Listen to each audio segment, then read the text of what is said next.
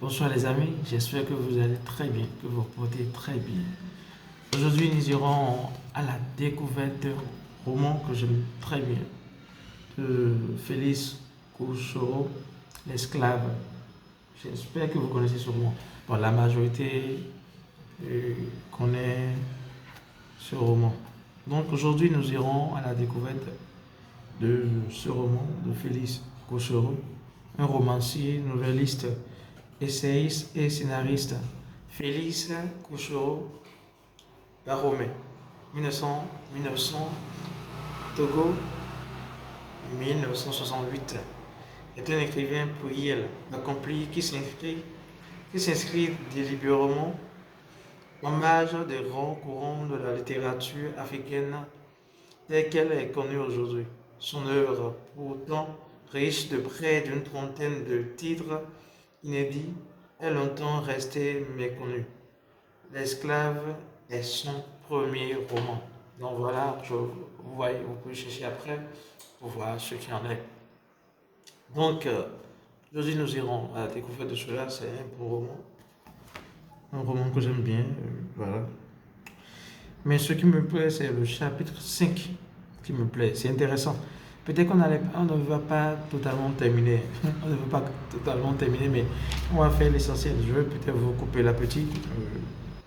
Mais on ira quand même à la découverte du chapitre 5 qui est intitulé Et l'amour fin.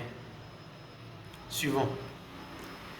Dans le clair du matin, le soleil parut, boudeur, mettant en blanc lumineux, dans le ciel encore gris de nuages.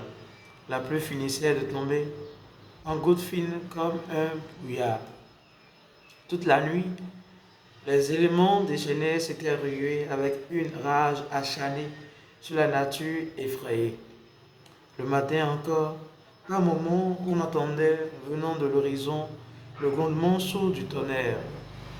La nature, dans cette fraîcheur matinale, se reposait de la lutte soutenue contre la fureur des éléments. Les gouttes d'eau brillaient sur l'herbe comme des pelles. Akweba, réveillé depuis quelques instants, se frotta les yeux. Baya s'étira sans bruit. Elle mit un pied à terre, se dressa, jetant négligemment son pagne sur l'épaule. Elle s'étira de nouveau et marcha vers la fenêtre qu'elle ouvrit lentement. La lumière du jour fit mal aux yeux. Elle considéra quelque temps les joyeux ébats des pigeons et des poules dans la cour. Elle entendit une voix qui la fit tressaillir. Elle se rejeta en arrière. Elle s'étonna de son trouble, le même trouble que lui avait causé la veille au soir cette même voix. Elle poussa un soupir. Prenant un bol d'eau, elle se rapprocha de la fenêtre et se débarbouilla lentement, l'esprit ailleurs. La mère de Kodjo passait sur la fenêtre et se sourire. Je croyais que cette migraine d'hier vous retenait au lit. Non, elle s'est heureusement dissipée. Bonjour, avez-vous bien dormi? Oui, fort bien. Surtout avec cette pluie. Et vous? Moi aussi. Après ce premier échange de politesse, Akweba retourna à son lit et s'y rassit, prit un cure-dent et le mit entre ses lèvres. Elle se sentit mal à l'aise, la tête lourde. Elle eut une grande envie de s'étendre et de dormir un peu. Elle pensa que seul un bain froid pouvait l'attirer de son engourdissement.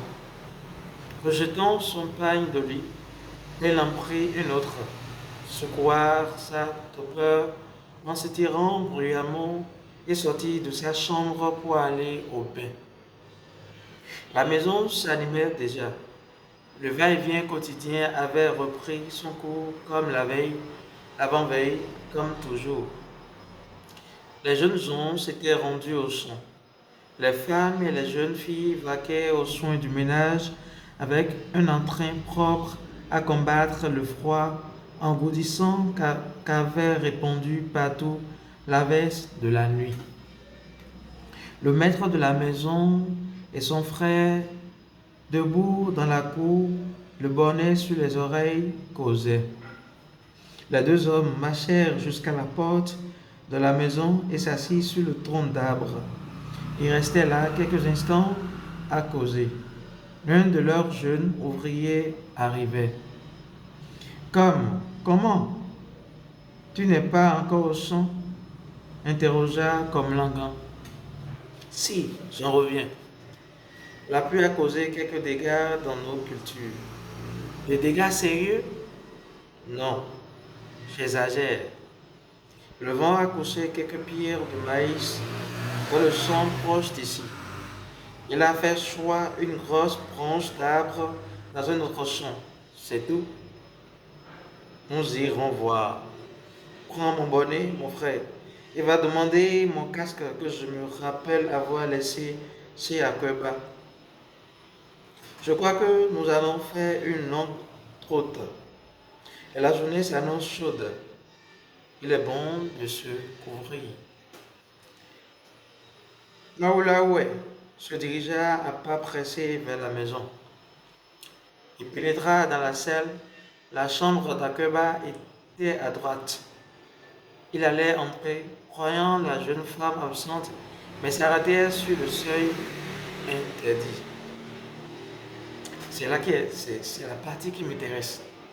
Vous voyez, l'homme est bizarre. Et la femme aussi est bizarre. C'est cette partie qui m'intéresse. J'aime bien cette partie-là. Mais cette partie aussi amène à poser plusieurs questions. Et cela se passe dans nos vies d'aujourd'hui, dans les réalités que nous vivons aujourd'hui. C'est important. Suivez bien attentivement cette partie-là. Dans un coin, la jeune femme se mirait dans la grâce, tout en se frottant les bras avec une pommade que répandait une agréable odeur. Elle était nue. Elle était nue. Akweba eut un frisson des pieds à la tête. Ce fut comme une secousse thérapeutique. Elle se retourna brusquement et se chuchota d'abord, puis regarda fixement l'homme, de regards qui voulaient être mécontents, mais qui se fit profond où se concentrait toute la force de séduction de cet être de femme. L'homme eut l'envie folle de se précipiter sur celle qui s'offrait ainsi.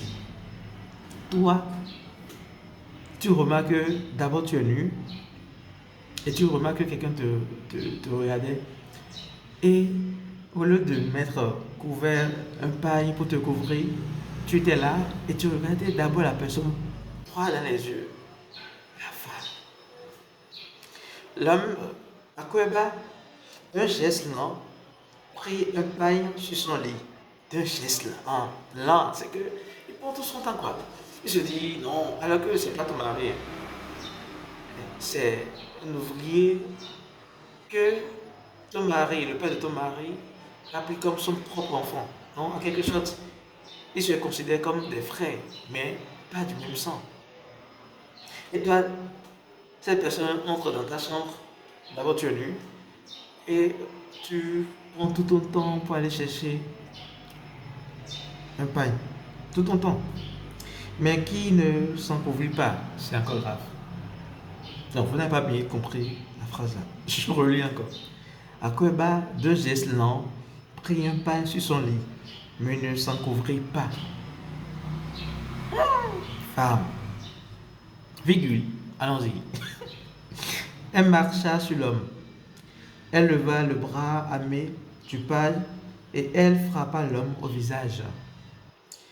Ne pouvez-vous pas vous retirer après avoir assez vu? Aïe, femme.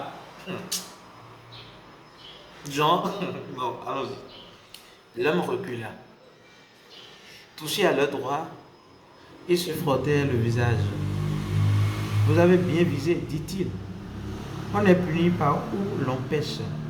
C'est l'œil qui a vu, c'est l'œil que vous frappez. Cet œil lui faisait mal et il le frottait. Akoeba eut honte. Ne sachant quelle contenance prendre, elle jeta le pagne et courut sur Maulaoué, lui prit la tête entre ses mains, le souffra sur l'œil, essuya les larmes qui en coulaient. Puis elle se colla de tout son corps nu contre l'homme, lui mit les bras sur les épaules, le regarda fixement, câlinement, et dit en souriant, pardon, je ne voulais pas te faire du mal, pardon. Puis, secouant rudement cet homme par les épaules, le plaqua contre le mur et se colla contre lui, les yeux dans les yeux. L'homme eut un frisson, puis il sourit. Il était vaincu. Je m'arrête là. D'abord, vous allez me dire ce que vous pensez de cette histoire-là. Vous, là, vous pensez quoi de cette histoire, de ce que vous vivez, ce que vous avez entendu d'après ma lecture? Qu'est-ce que vous pensez de la réalité? Une femme mariée.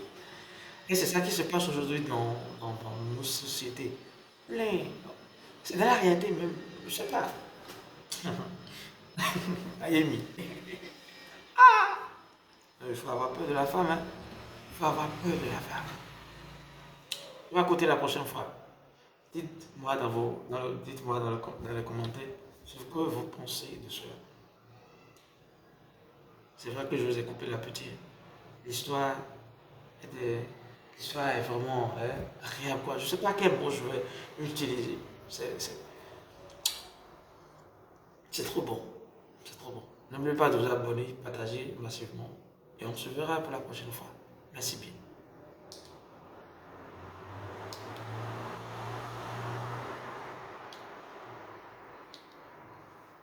On se verra massivement.